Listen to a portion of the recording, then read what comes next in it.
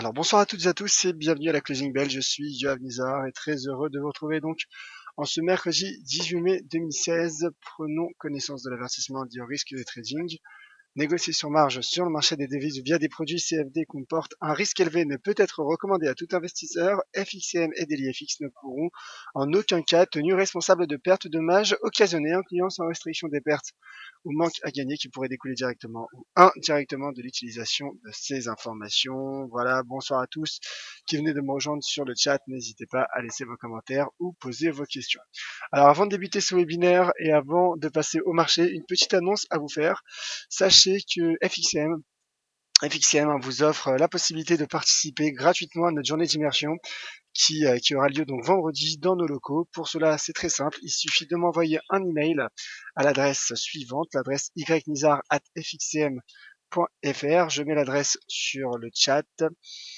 Voilà, vous l'avez reçu. N'hésitez pas à envoyer un petit mail en me disant que tout simplement vous souhaitez vous inscrire et participer. FXM voilà, vous fait un cadeau. Et ce sera l'occasion également donc de nous rencontrer, nous les analystes, donc aussi bien Vincent, Sylvain que moi-même. Et ce serait un plaisir finalement de vous présenter notre environnement de travail. Voilà, tout simplement. Ce serait un plaisir. Donc n'hésitez pas tout simplement à m'envoyer rapidement un email. Les premiers seront sélectionnés. Donc voilà, ne perdez pas de temps. Voilà pour cette première annonce. On va passer maintenant sur les marchés et sur les indices européens. Bah, écoutez, le CAC 40 qui rebondit, qui dans les derniers échanges, en tout cas pour le marché spot, prend 0,47%. Le marché qui tient toujours cette moyenne mobile 200 semaines en données hebdomadaires donc, et le marché qui en daily, comme vous le voyez, rebondit sur un support à 4265. En effet, il y a un niveau de support intéressant à court terme qui s'est formé, qui se trouve finalement tout juste sous ce seuil à 4300 $ qui est symbolique. Donc en effet, au-dessus de 4265, un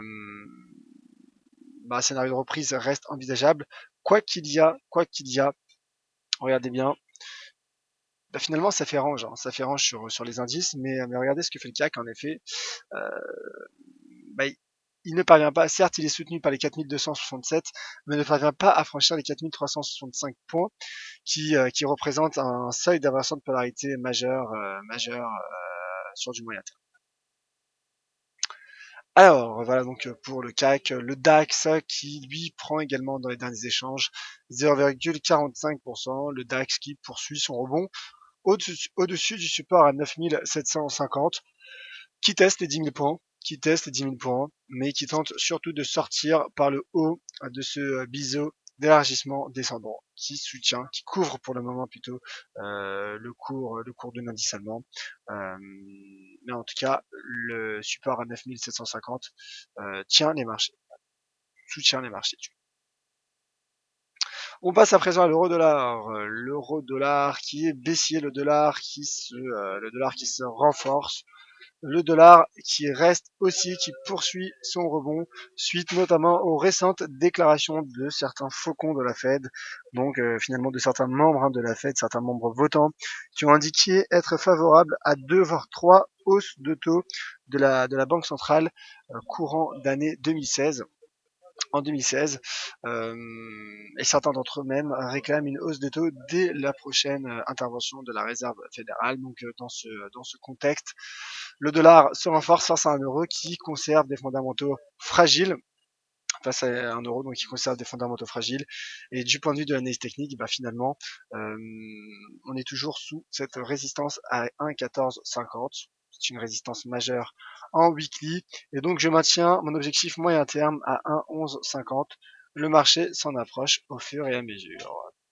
Un mot également sur l'USD Yen, puisqu'il s'agissait d'une de mes stratégies annoncées hier justement à la closing bell et rappelée ce matin dans le Commodities Market Report. Écoutez, voilà, l'USD Yen qui tout simplement a atteint la partie supérieure de ce triangle ascendant. Il a atteint un point haut à 109 837, excusez-moi. Mais voilà, c'est surtout ce biseau, ce biseau qui soutient, à l'intérieur duquel du moins fluctue le marché. Et donc sous ce biseau, le risque est plutôt baissier et un retour sur la partie inférieure est en effet envisageable, surtout en l'absence de volume, car les volumes sont faibles. Je rappelle tout de même que le yen a été affaibli la nuit dernière, a été soutenu par la nuit dernière par des bons chiffres sur la croissance, mais malgré cela, ça n'a pas suffi. En tout cas, le dollar se renforce, le dollar reste haussier, notamment face à un yen qui pouvait pourtant tirer profit d'un bon PIB l'année dernière au Japon. En tout cas, pour gérer son risque, en effet, pour optimiser plutôt son ratio à 3, on peut gérer son risque avec ce biseau ascendant et donc sous les 110, le risque est baissier et la cible serait un retour sur la partie inférieure de ce triangle. On poursuit avec un mot sur les matières premières et le cours du pétrole qui reste haussier malgré un déstockage imprévu, un déstockage inattendu des barils, un restockage inattendu des barils de brut aux États-Unis. Le marché qui reste donc haussier malgré des fondamentaux, en tout cas une statistique macroéconomique qui aurait pu lui causer du tort. Cela montre bien la volonté des acheteurs de garder la main sur ce marché. Et donc, le cours du WTI, en tout cas de l'US Oil, reste orienté à la hausse et le marché poursuit en tout cas dans les langues de son franchissement des 48,30. Donc, je maintiens mon objectif court terme à 50,88 $. Je rappelle toutefois que demain soir aura lieu l'expiration du contrat US Oil chez FXM. Donc, prudence toutefois si vous êtes exposé sur l'US Oil ou si vous souhaitez le faire, et l'UK Oil également qui reste orienté à la hausse. Et donc je maintiens mon objectif qui est un retour sur la partie supérieure de ce canal ascendant et qui est proche donc des 52 $. Voilà, 52 $, voire même 53, 54 $ à moyen terme pour le cours du Brent. Enfin, un mot sur l'or.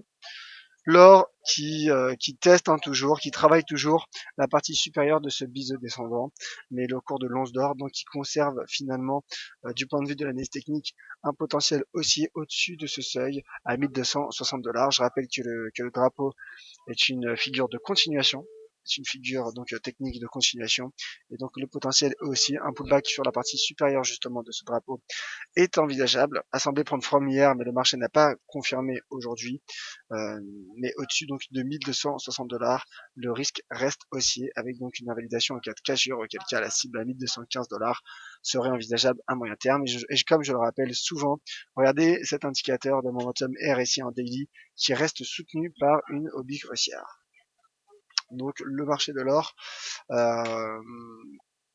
conserve pour le moment un potentiel haussier et finalement a tenu son niveau de support malgré finalement le renforcement du dollar américain. Et voilà donc pour ce résumé de la séance du jour, on passe aux commentaires et aux questions. Donc quelques commentaires de la part de Tony. Scénario sur un indice toujours d'actualité. Je suis dans le sud, sinon ça aurait été avec plaisir. En effet, donc voilà. N'hésitez pas à vous inscrire. C'est une opportunité pour découvrir notre environnement de travail, pour faire notre connaissance et surtout profiter d'une journée de formation aussi bien portée sur l'analyse fondamentale que sur l'analyse technique. Alors, question de la part de JS sur le pétrole. Bonjour Yav, l'écart entre le WTI et le Brent est souvent entre 1,20 et 2,60 $. Or, depuis hier, on est à 1 $, voire 0,88. Est-ce un signe? Qu'en pensez-vous? Écoutez, cela montre en effet potentiellement finalement qu'il y a une reprise haussière, qu'il y a une reprise haussière finalement, notamment de la part du Brent et du WTI, excusez-moi. En effet, le WTI réduit l'écart, mais après cela dépend car il y a également ce système d'expiration. Mais on a vu lorsque le marché du pétrole était dans une phase descendante, donc ces dernières années, ces derniers mois, on a vu que justement qu'il y a eu un inversement entre le Brent et le WTI. Donc finalement, en effet, ça peut être un signe précurseur d'une reprise haussière, qui est mon scénario. Pour ceux qui me suivent chaque matin, comme vous, mon cher JS, vous le savez, sur du moyen long terme, je suis haussier sur le cours du pétrole. Et de nouveau JS, le N-Gaz, donc le cours du gaz naturel, est-il en train de breaker son range? Je suis short à 2,0475, un objectif moyen terme. Merci beaucoup Durav, on regarde ça tout de suite.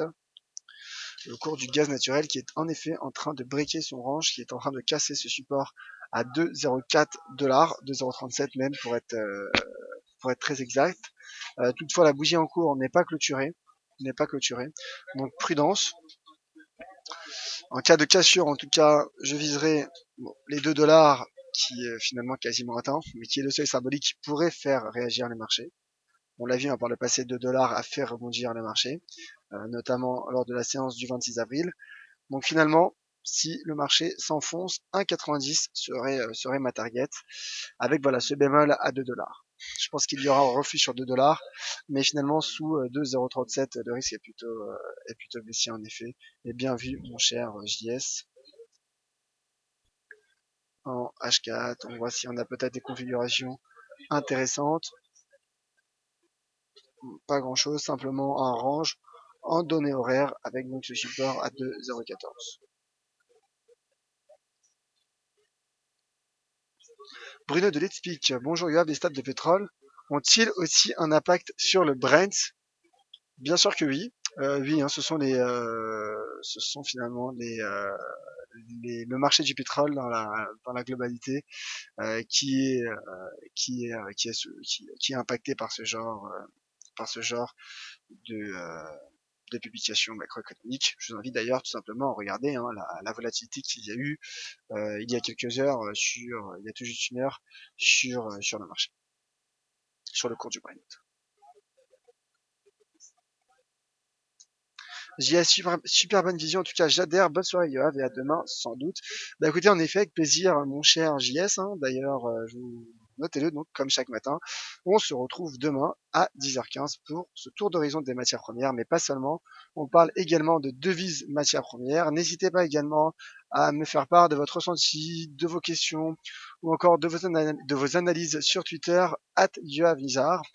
Et donc, n'hésitez pas également à m'envoyer un email à l'adresse ynizar@fxm.fr. Il reste quelques places pour participer à notre journée d'immersion dans nos locaux parisiens. Donc, c'est l'occasion. N'hésitez pas, dépêchez-vous, envoyez-moi vos emails. Merci à toutes et à tous. Très bonne soirée sur les marchés. Prochain webinaire à 18h avec Pierre Jamet d'FXM. Pierre Jamet, donc, qui vous fera part de ses 3 conseils en bourse. Rendez-vous demain 10h15 pour le Commodities Market Report. On reviendra notamment sur les stocks de pétrole et sur les minutes de la réserve fédérale qui impacteront à la fois les métaux précieux et le cours de l'once d'or particulièrement, mais également les taux de change, dollars face aux devises matières premières et le taux de change USD4 bien évidemment. Merci à tous, c'était Yoav Nizar pour la Closing Bell. Très bonne soirée et à demain.